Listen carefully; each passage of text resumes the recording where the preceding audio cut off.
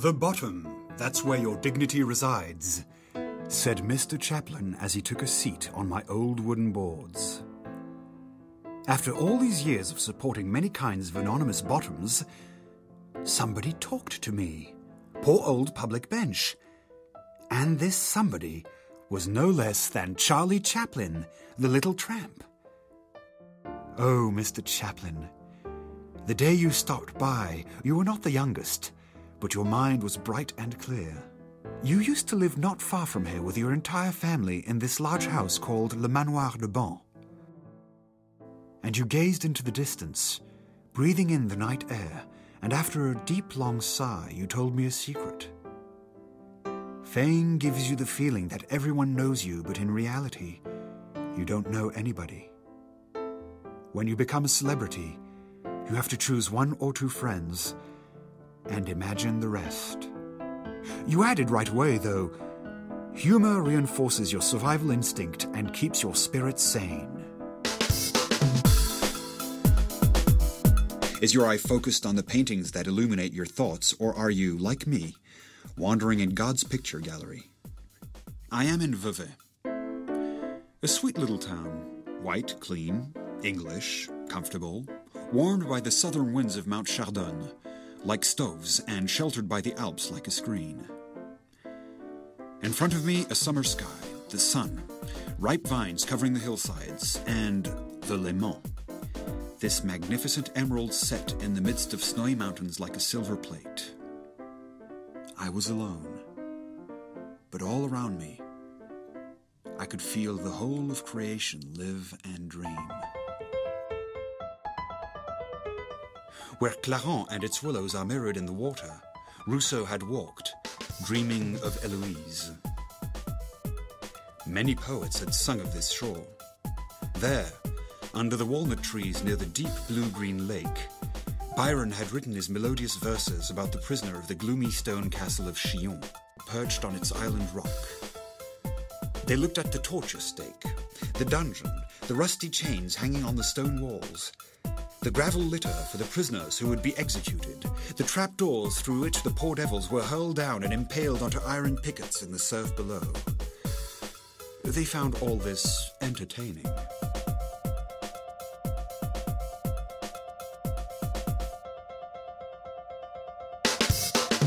Lake Geneva is a beautiful thing. It would seem as if Switzerland was given a miniature self-portrait, painted by the ocean. But the most interesting thing was the simple lifestyle of the people of Vevey. We can see more honest people in a town of 3,000 inhabitants than in all the towns of the French provinces combined. Amongst a group of 30 or 40 young ladies or women, you can't even find 4 ugly ones, nor a single strumpet.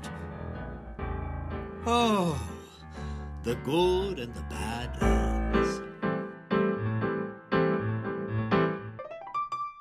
Did you ever dream of places in which you would like to live and die? I would like to spend my whole life in a place like Vevey with some friends. Vevey is the place of my dreams. It's my place of predilection.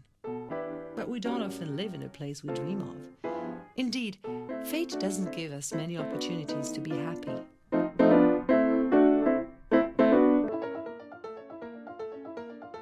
It was not without much bother that we moved from Geneva to Vevey. It is doubtlessly impossible to imagine a more hideous existence than in Geneva. But really, it is not better here. The dishonesty, the lowness, the dull-wittedness, the lack of culture of the Swiss.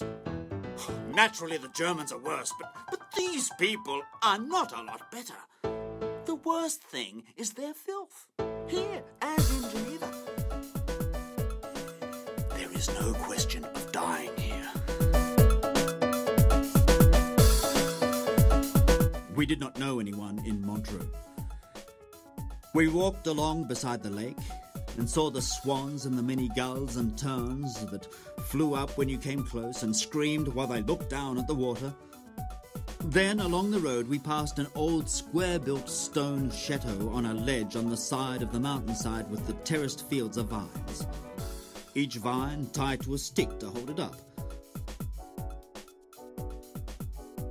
The vines dry and brown and the earth ready for the snow, and the lake down below flat and grey as steel. I went up to a beer place and drank dark Munich beer and read the papers. I read the Corriere della Sera and the English and American papers from Paris. All the advertisements were blacked out, supposedly to prevent communication in that way with the enemy. The papers were bad reading. Everything was going very badly everywhere. Oh, that lake of Geneva. That blue lake is a dreaming beauty. On the opposite shore, the white sheer cliff, which bottom was often shrouded in a blue mist, so that the top, which was covered with snow, seemed to drift alone, unreal in the sky. The blinding and majestic Dent du Midi dominated everything. I let the warmth of the sun penetrate me to the marrow. My head was empty of any thoughts, while my body was full of an only feeling. My God, how beautiful was the world, and how beautiful was life!